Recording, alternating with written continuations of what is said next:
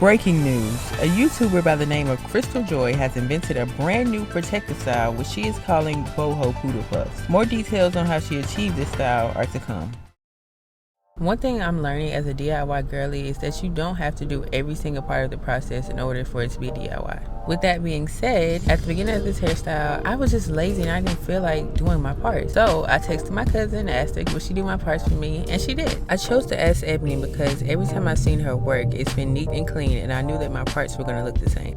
When she did my hair, I brought my own gel. But I didn't know that it would flake up on my hair like that. So we did have a little issue at first with flaking, but after I washed it, it was fine. I'm not gonna be showing you guys all the process of me doing the poodle puffs just because I already made a tutorial about that. So if you wanna see that, go back and watch that tutorial and then come back to this video. I did not expect that. So after the few days that it took me to do the style, I was finally ready to cut it to the length that I wanted. The original hair that I had was 20-inch Cuban twist hair. I cut it in half so I can make the poodle puffs because I knew I wanted them shoulder length and I didn't want to waste hair, so now I'm going to cut it. I'm really just putting the rubber bands where I think I want my hair to end. I don't want it to be exactly a shoulder length, but just in that ballpark. On my poodle puffs tutorial, somebody asked me can I go through the process of me putting the beads on since I didn't show it in that video, and here it is. Of course you want to get your beater and then put the beads onto the beater. Then you slide your beads on your hair and get it to your desired length.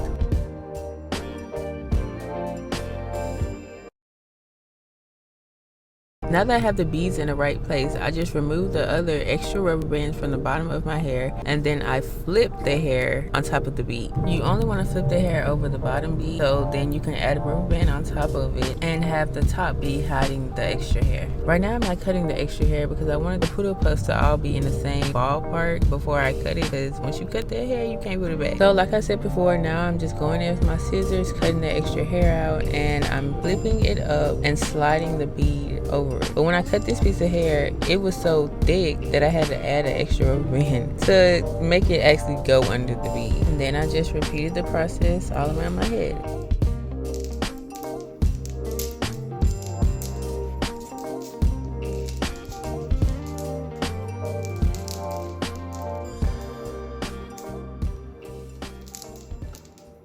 Now we're getting to the fun part. We're gonna add these beach curls to these poodle puffs. The reason that I chose this beach curl hair from Free Tress is because it really matched the style of the poodle puffs. I didn't want to get hair that was too shiny and looked obviously fake, but I think this hair matches enough just so I can pull it off. Since this is a brand new style that I have never seen before, I've never seen a tutorial for, I was just playing around and seeing how I was gonna attach the curly hair to the poodle puff. I'm gonna show it just to show that I was going through a trial and error process, but this is not the way that I ended up doing it. I am going to show you guys after this.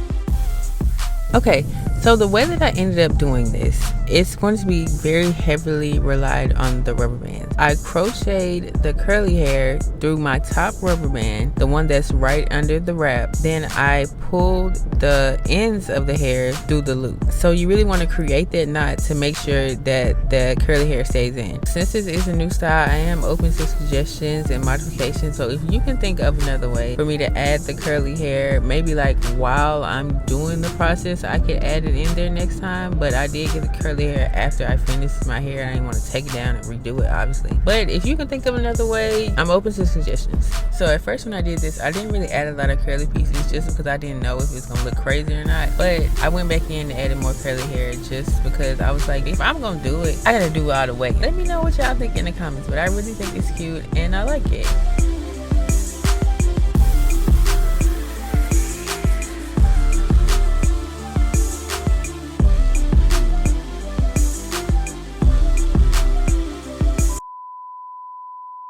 Hey babe,